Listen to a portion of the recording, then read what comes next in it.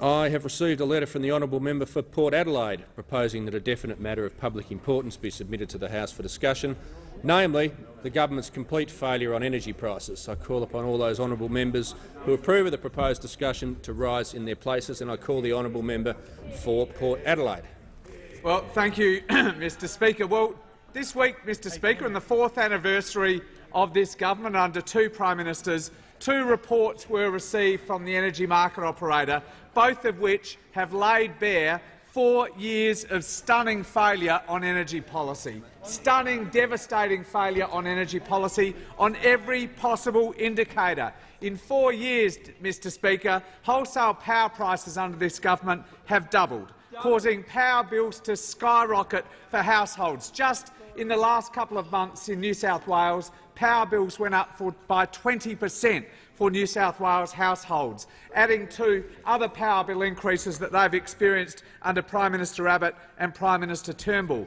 Businesses have been walking through Parliament House this week talking to members of parliament, I'm sure on both sides, about the deep energy crisis that has emerged under this government. And contrary to what the Prime Minister would like to tell this House, they are seriously hurting on power bills and on gas. They're not experiencing 20% rises. They're talking to us about 70%, 80%, even 100% increases in their power bills as they come to renegotiate new contracts. AEMO has also warned that without action, 2/3 of Australia is at risk of blackout over coming summers. 2/3 of our nation is at risk of blackout without action and a proper policy. Pollution is on the rise. Gas prices are skyrocketing. Now, the Prime Minister tried to tell people a number of times this week everything's fine in the gas market. Gas prices are coming down, talking about spot prices in the spot market for gas. Well, only about 10% of the gas market is traded on the spot market.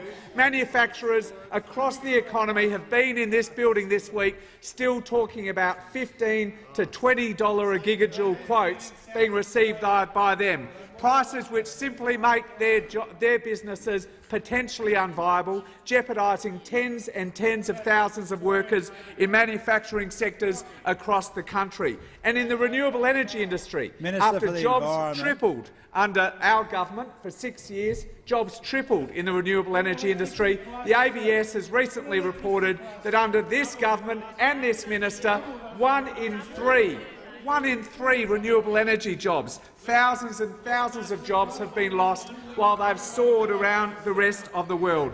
Every Australian now understands, Mr Speaker, every Australian now understands that when they open their skyrocketing power bills, when they consider the risk of blackouts across 2/3 of our country, they understand who created this absolute mess. This Prime Minister, Prime Minister Abbott and this minister. And it's no mystery how we got into this deep mess over the last 4 years, Mr Deputy Speaker. As in so many policy areas, in 2013 the Liberal Party had a great plan to dismantle stuff, to destroy stuff, to wreck policy. And they did that. They completely dismantled Australia's energy policy, but they put nothing in its place. They put nothing in its place. And for 4 long years now, this country has had no energy policy to guide investment decisions, to ensure that there is new generation plant being built, entering the market in coming years to provide reliable supply. And it's not a mystery. It's not hard to work out what that energy policy framework should be because the government received the blueprint from the chief scientist months ago. It's a clean energy target. The chief scientist framed the recommendation for a clean energy target as, and I quote, there being an urgent need for a clear and early decision on this matter, a point that was reinforced by the energy market operator only this week in its 2 reports. And it is urgent, Mr Deputy Speaker, because generators that are ageing, that were built in the 1960s and 70s, are closing. This is inevitable. Now, people over on the other side of the House, members on the other side, might wish it were otherwise, might wish that these generators could just keep generating forever and a day, but it is inevitable. As Matthew Warren, the head of the Energy Council, said in the Financial Review today, and I quote, he said, "The problem isn't old power stations closing, it's that we don't have a plan to replace them." We don't have a plan to replace them, and we haven't had a plan for 4 years under this government. Now, the Labor Party has said time and again we're willing to sit down with the government and agree a bipartisan framework to get that investment flowing, to ensure that when those generators inevitably close because they're too old, they're replaced by generation that provides reliable and affordable supply. But we know why there's been no action by those opposite.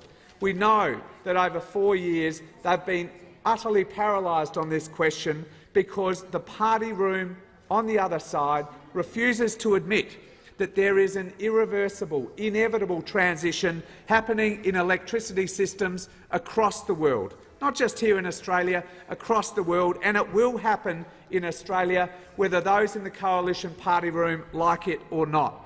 Now, that transition is partly driven by the imperative to reduce carbon pollution, and that's so important in a country that produces twice as much carbon pollution from its electricity sector on average as the United States or the OECD more broadly. But it's also heavily driven by price.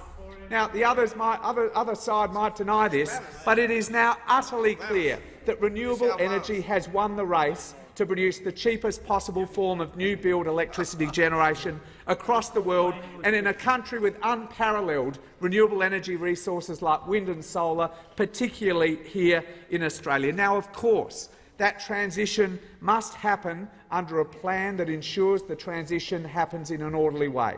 The transition must be a just transition for workers and communities that are affected particularly directly. And of course, the nation must ensure that power is still dispatchable, reliable, secure and affordable.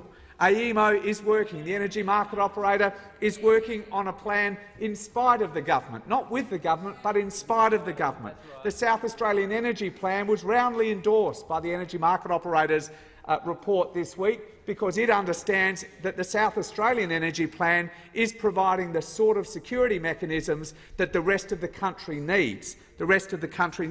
And it may well be that Snowy Hydro 2.0, after we receive a feasibility plan, plays a part in that transition as well. But it won't play that part until the mid-2020s at the earliest.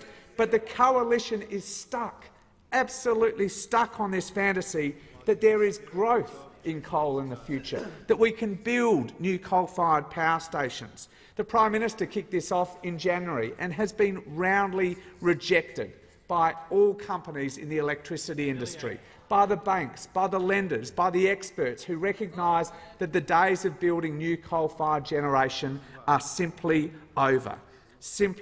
Now, we know that the reason why the Coalition commissioned the AEMO report that was released this week was they were crossing their fingers. They were hoping that AEMO would come and say the solution to our challenges is to build new coal-fired power stations. But of course AEMO didn't say that. Of course they didn't say it, because no one is saying it anywhere in the world. There is no prospect of new, unabated coal-fired power stations being built in this country. It's simply too risky. It's not cheap, as the Treasurer at least was courageous enough to say after bringing that lump of coal in here and fondling it in a very creepy fashion. People understand this if they give it the most casual piece of analysis. And we just need a Prime Minister who is willing to be honest about it.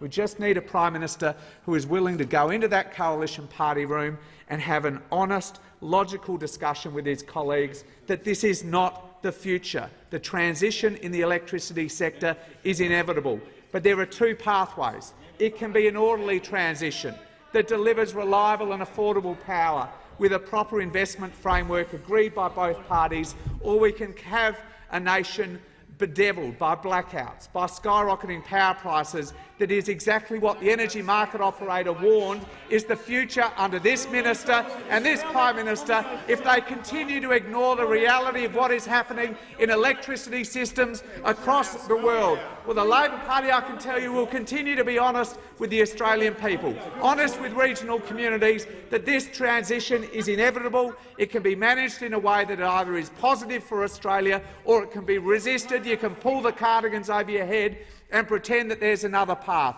But the only alternative path is the path of unreliability, of blackouts in coming summers, of continuing skyrocketing power prices. And if that is the path that this minister and this Prime Minister continue to choose because they don't have the courage to have logical, rational explanations in their coalition party room, well, I tell you what, the Australian people will hold them to account.